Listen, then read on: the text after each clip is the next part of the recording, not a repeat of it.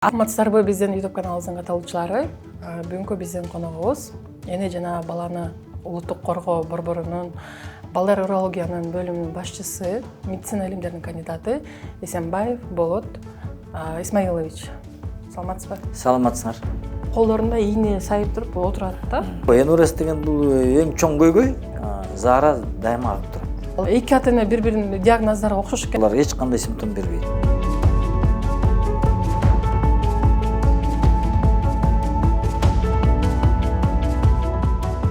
Болот Исмаилович, айтсаңыз, биз бул жака азыр келе жатканда эле кире бериште эки ата эненин сүйлөшкөнүн көрүп калдык.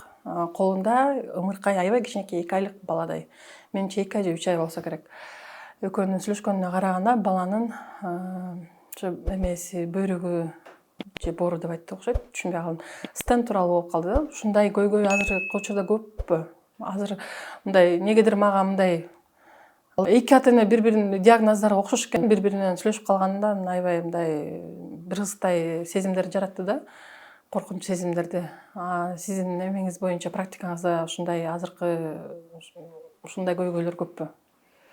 Эми жыл сайын көбөйүп атат да, жанагы урожденный патологиялар. Кыргызча айтканда жанагы тубаса оорулар көбөйүп атат жыл сайын. Мисалы муну эки ата эне сүйлөшүп аткан оору тууралуу айта турган болсок, буну гидронефроз деп айтылат өзү. Гидронефроз деген ал бөйрөккө суу толуп кетет.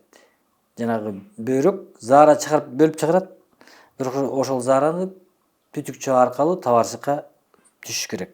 Ошо түтүкчөлөрдө препятствиялар болот да. Жанагындай өтө албай калат да. Ал ичкерип кеткен жери болот, же болбосо башка кан тамыры басып кеткен жерлери болот. Ошону гидронефроз деп айтылат. Анан ал көйгөйдү, ал ооруну ата энелер, энелердин ичинен эле жанагы боюнда болгон убакта эле азыркы жаңы технологиялар боюнча УЗИлер диагностика коет. Анан кийин мамаларга рекомендация берет. Төрөгөндөн кийин детский урологторго баргыла дагы консультация алгыла деп. Анан кийин кээ бир түрлөрүн биз жанагынтип стентировать этип, жалаң эле стентирование менен гана аяктырып кетебиз. Кээ бир түрлөрүн операция жолу менен жасаш керек болуп калат да. Муну эки ата эненин көйгөйлөрү ушу бирөөсү, наверное, операция болгон болсо керек, бирөөсү мындай жөн эле стентирование менен дарылаган эмелер болот да, учурлар. Анан мындай оорулар кийинки убакта көбөйүп атат. Мисалы жылына ошол гидронефроз деген патология менен где-то 100-150ге жакын ооруларды дарылайбыз да. Операция жолу менен, анан операция жок жолу менен. Жылдан жылга жанагы наука дагы өсүп атат, дүйнө жүзүндө дагы жаңы ачылыштар болуп атат. Анан кийин ошолордун баардыгын көрүп, үйрөнүп биздин балдар окушуп, жаңы технологияларды, жаңы жанагындай дарылоо мүмкүнчүлүктөрүн жасап атышат да. Болгон дүйнө жүзүндө болгон жаңы киргизген методы лечениялардын баардыгын биздин балдар окуп келишип, бизде Кыргызстанга киргизип атышат да. Жакшы экен. Гидронефроз деп сиз айтып калдыңыз. Бизге келген суроолордун арасында да аябай көп экен. Демек, бул ооруга чалдыккан бала ата эне баласы чалдык калса, бул ооруга демек толук айыгып кеткенге мүмкүнчүлүгү бар. Толук айыгып кеткенге мүмкүнчүлүгү бар. Мисалы жанагы операция жолу менен жасаганда 90-95%ке чейин айыгып кетишет. Алгачкы боюнда бою биринчи жолу эне болгон апалар ушундайга учураганда ушу гидронефрозга кантип симптомдор кандай болот? Мүмкүн ичи ооруп атат деп эле тиги жүрө бергендерде өрчүп кетпегендей кантип алдын алып билип койсо болот? Симптомдору эч кандай билинбейт да. Бөйрөктүн оорулору негизинде бөйрөктүн оорулары эч кандай симптом бербейт. Только гана бир жанагы мочекаменный болезньден башкары. Таш, бөйрөктө таштан башка калган оорулар жанагы тубаса бөйрөктүн аномалиялары эч кандай симптом бербейт да. Эми тубаса ооруларынын арасына кошсок, ал мисалы гидронефроздон тышкары уретерогидронефроз, удвоенная почка, подкообразная почка, элеобразная почка деп коет. Бөйрөктөрдүн ар кандай түркүн жанагы тубаса оорулар болот да. 3 бөйрөк, 4 бөйрөк, тиги бөйрөк ордунда эмес, тиги табарсыздын аркасында жайгашкан убактар болот. Ошон үчүн бул гидронефроз биз үчүн мындай эң жеңилирээк патологияга кирет да. Андан дагы оор, андан дагы көп технологияларды камтый турган, керек кыла турган оорулар көп да. Мисалы жана экстрафия мочевой пузыря деп атпайлыкпы. Ошол. Андан тышкары жанагы бөйрөктөр иштен чыгып калган, диализге түшүп калган оорулар, аларды пересадка кылыш керек. Аны да биздин центрде жасашат да, жасалат. Ошон үчүн мен ата-энелерге же болбосо элге, кыргыз элине баарына эле кайрылгым келет да. Үчүн дегенде жанагы пересадка почка боюнча биздин центрде 2012 жылдан бери жасалат. Ушул убакка чейин бир 50ден ашык чоң кишилерге жасалып калды пересадка почки. Анан балдарга дагы жасаган технологияга үйрөнүп, жакын арада балдарга да жасап баштайбыз да. Муну биздин көрүп жаткан көрүүчүлөр көпчүлүгү эле биле беришпейт. Демек бизде акыркы технологияларды, заманбап технологияларды колдонуп, биздин эне жана баланы улуттук коргоо борборунда бул операциялар жасалып башталган экен, Бул аябай жакшы жаңылык. Демек биздин медицина өнүгүп жатат дегендин белгиси экен да. Жанакы экстрафия мочевого пузыря деп айтып калбадыңызбы? Бул оору дагы көп кездешип баштадыбы биздин балдарда? Себептери эмнеде? Экстрафия мочевой пузыря кийинки убакта, азыр жана статистиканы карасак, кийинки убакта тескерисинен азыраак төрөлүп калып атат да, азыраак кайрылып атышат. Үчүн дегенде жанагы эненин боюнда убакытта эле диагностика коет деп айтып кеттим го өткөндө. Ошол УЗИлердин возможносттору көбөйдү да азыр. 3D диагностика деген бар. Ошолор эртерээк диагностика коюп, анан кийин ошол экстрафия деген диагноз менен бизге ата-энелер кайрылса, биз айтабыз, алдырыш керек. Боюндан алдырыш керек. Үчүн дегенде төрөлгөндөн кийин бала өтө эле көп операцияга дуушар болот дагы. Анан кийин операциядан кийин результаттар дагы көп жакшы болбойт да. Жанагы алардын биринчи көйгөйү заара дайыма агып турат. Табарсык сыртта да, бул экстрафия деген. Табарсык сыртта жайгашкан. Анан заара дайыма агып турат. Бала суу, кайра-кайра жанагындай инфекцияларды боло берет, ооруй берет да. Анан операция жасаган кийинде дагы болгону 10% балдар кармап калат заарасын. Болгону 10%. Анан кийин Калган өмүрбөй ошентип эле жүрөт. Кайра дагы операцияга дуушар болушат да алар. Анан ошон үчүн биз айтабыз, эгер внутриутробная диагностика койсок, экстрафия мочевой пузыря, лучше прерывать беременность деп айтабыз. Прерывайте беременность. Эгер айла жок, жалгыз көптөн бери төрөбөй мисалы, анан жалгыз бала болуп төрөлүп, боюнда болуп, анан айла жок төрөй турган болсо, анда биз айтабыз, төрөгүлө, анда биз алдын ала түшүндүрүп айтып беребиз. Көбүрөөк операцияга дуушар болот, бирок биз до конца жасап беребиз деп. Мисалы бул экстрафия мочевой пузыря боюнча өтө эле чоң көйгөй болчу да.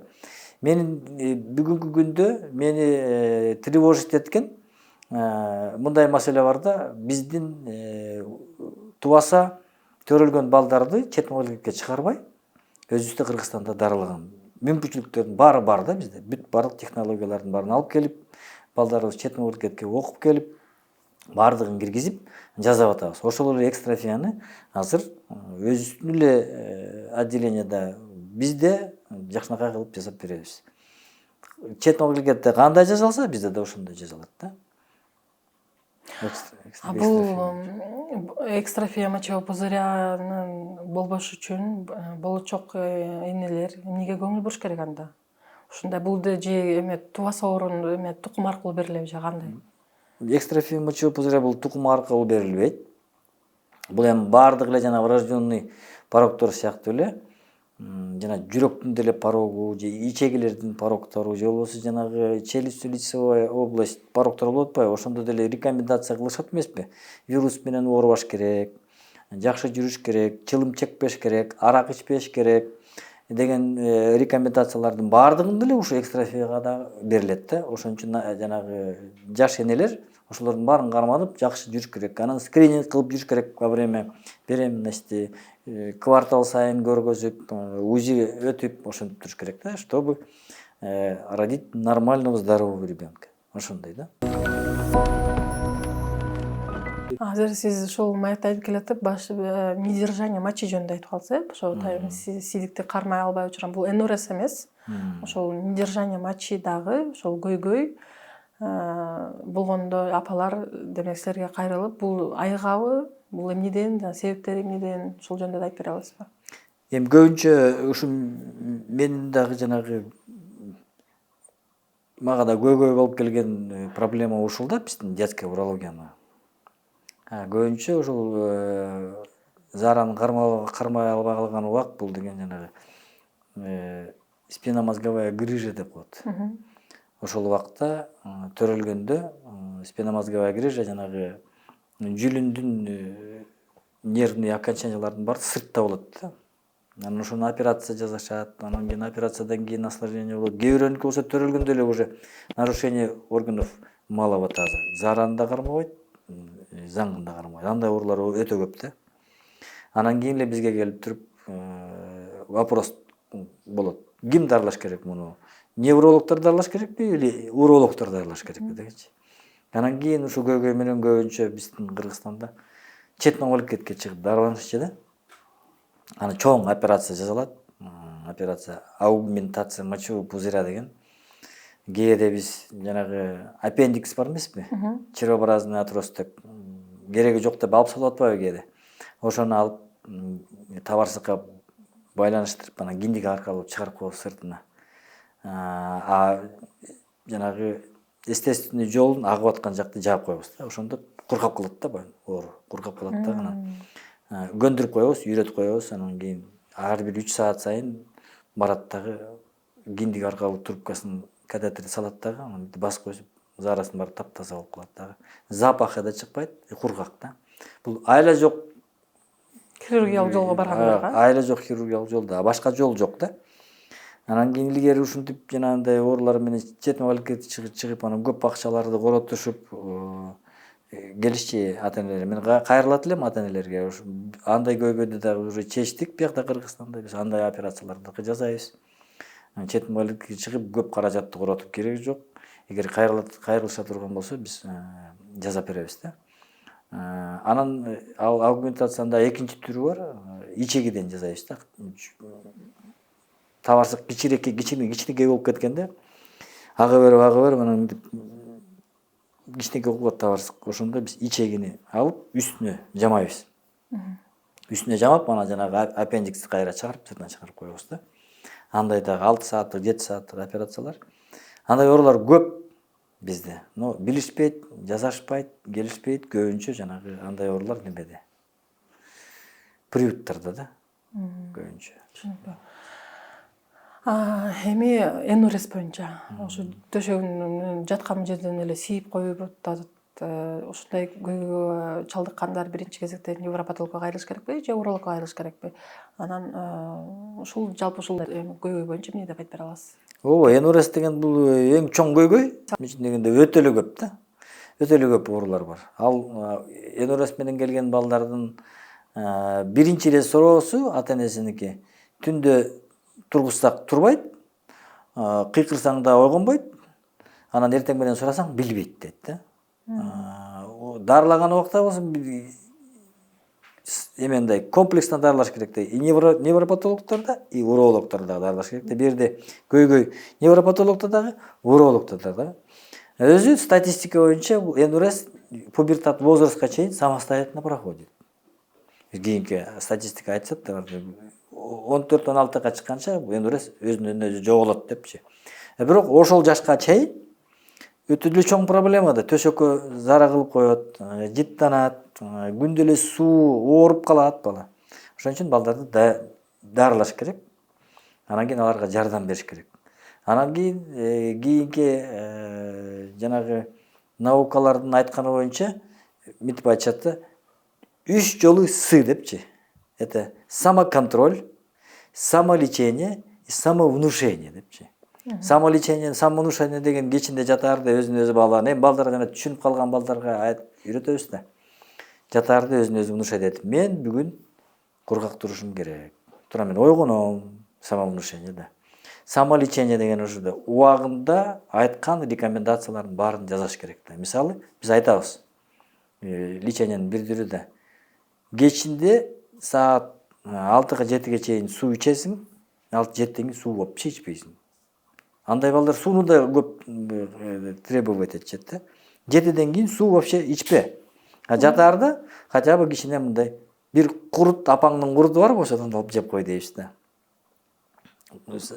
Самолечение же бул. Ошого келет да. Самолечение, самоконтроль, самовнушение. Ушундай деп айтат да. Анан биз жардам беришибиз керек. Баардык эле андай кыла алышпайт. Анан невропатологдор өздөрүнүн дарыларын жанагы улучшающий кровоснабжение головного мозга, улучшающий память, ушундай дарыларды жазып беришет. А биз урологдор болсо кээ бир жанагындай энурестер бат туалетке чуркай берет да. 15-20 мүнөт сайын эле кичинекей аз порция менен барат. А кээ бирөө болсо күнүнө 2 жолу барат. Эртең менен барат, кечинде барат. Табарсыгы чоң. Кээ бирөөнүкү кичинекей. Ошондой убакта анан урологдор жардам берип, муну мындай жол менен, муну мындай жол менен деп жазып дарылап берет да. А өзү статистика боюнча пубертат возрастка чейин энурез самостоятельно кетип калыш керек. Кээ бир убактарда 20га чыкканча да кала берет да. Ошондой өтүшүп кетпеш үчүн убагынан баштап 5 жашка чейин, 5тен кийин уже төшөккө тийбеш керек бала. Өзү ойгонуп, айтып анан барыш керек туалетке. Эгер 5тен өтүп эле кайра эле жанагынтип төшөккө зары кыла бере турган болсо, аны дарылаш керек. Сөзсүз дарылаш керек да, аны доктурларга алып барыш керек. Бирок андай көйгөй менен өтө эле көп келет да бизге. Бизде өзүбүзчө отдельный кабинет бар болчу, кабинет энуреза деп. Ошол жерде өзүнчө бир доктор отурчу. Ошол доктор өзү карап, ошол көйгөйлөрдүн баарын чечип, дарылап беришчи да. Эми ал кабинетте азыр жабылып калды. Ушул энурез боюнча биздин Кыргызстанда мен мындан бир 7 жыл мурун балдарымды тиш докторуна алып барганда, ал биотогу бар киши экен да, укол жок, тишти жулат, ушундай Нурали деген. Анан ошол жака барсак кезекте бир 10 чактуу балдар, жаштары ар кандай. Көбүнчө 5-7 жаштагылар экен да, 10 жашка чейин. Колдорунда ийне сайып туруп отурат да. Анан сурап калдым бир ата-энеден, бул эмнеге десем, төшөккө siiп коюп атышат. Анан келип ушинтип ошо Нурали деген биотогу бар киши ийнелер менен сайып берип коет экен дагы, 10 мүнөт отурат экен. Ошол кезде бир эмеси 100 сомдон болчу. Анан айтып, ошол бир ата-эне айтып калдык. Мен кандай жакка гана барган жокмун, эч ким чечип бере алган жок. Мен ушуга келдим, ушундай жакшы 1-2 жолу сайгандан кийин эле өтүп кетти деп. Сиз адис катары ушул урология илимин билген киши катары бул боюнча эмне деп айта аласыз? Иглотерапия деги туура нерсеби? Иглорефлексия терапия дейт муну. Эң жакшы нерсе бул. Мисалы, ошол эле айталып, иглорефлексия терапия менен заниматься эткен доктурлардын статистикасын карасаңар, баардык эле 100% энурездер жакшы болуп кетпейт.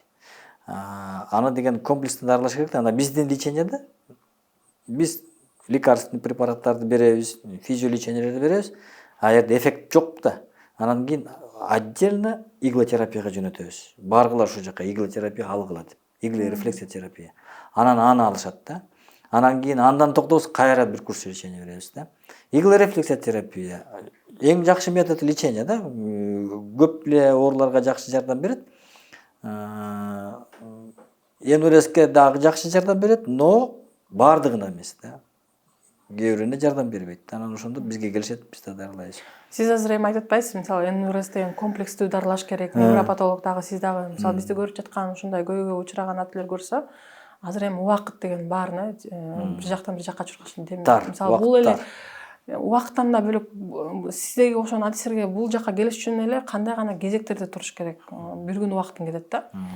Анан сиз айтып атсаңыз комплекстүү эле ошо чочуркап баштайт. Анда мен деген жумуштан суранып алышым керек экен, убакыт атайын бөлүшүм керек экен. Андан көрө кой иглотерапияга барайын деп ойлонуп калышса, сиз кандай карайсыз мындай нерсеге? Сиз айтып атасыз, ооба жакшы депчи. Анан ал ошол отурган, мен ошол кезекте отурган ата энелер сурасам, баары сарафанный радио менен келген да, бири-биринен угуп, сизге окшогон адистерге көрүнбөстөн эле дароо эле ошол ийнелер сайып баштаган да. Анан бизди көрүп жаткан ата энелер эгерде ушундай көйгөйгө учураса, биринчи сизге окшогон адиске кайрылыш керекпи же түз эле ошол жака бара берсе эч нерсе болбойбу? Жок, биринчи сөзсүз детский урологторго кайрылыш керек. Эмне үчүн дегенде, биздин жазган дарылар менен, биздин жазган жанагы рекомендациялар менен, режимдер менен эле ошол эле жетиштүү болот. Кереги жок ал рефлексия терапиянын. Кээ бир жакта ойлоп коелук, иглорефлексия терапия деген ал ийне да. Анан ал ийне кандай кылып тазаланып, кандай жол менен сайрап атат, аны билбейбиз да биз. Анан кийин ар кандай жанагы жугуштуу оорулар да болуп калышы мүмкүн. Ошон үчүн аны жанагынтип контролдоп, байкап, же болбосо иголканы өздөрү сатып барып, стерильный кылып, анан кийин ошол иголканы сайдырган убакта мүмкүн коркунучу жок болобу дейм да.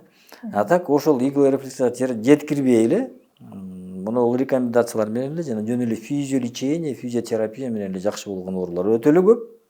Ошол эле жетиштүү болот. Мисалы канчасын дарылайбыз. Кыргызстандын 4 бурчунан келгендер келип дарыланат, кийин телефон звонок этип айтышат. Жакшы болуп калды, чоң рахмат, мындан ары дагы эмне рекомендация бересиз депчи, анан биз айтып түшүндүрүп өтөбүз. Чоң рахмат. Маегиңиз, убакыт бөлүп бергениңиз үчүн чоң ыраазычылык билдиребиз. Урматтуу ата энелер, биз бүгүн балдар урологу менен маек курдук. Эгерде кандайдыр бир суроолоруңуз пайда болсо, же болбосо дагы башка адистерден суроолоруңуз бар болсо, биздин комментарийлерге жаза кетиңиздер. Биздин команда, жалпы команда ушул суроолордун жоопторун издегенге аракет кылат. Көрүшкөнчө сак саламатта болуңуздар.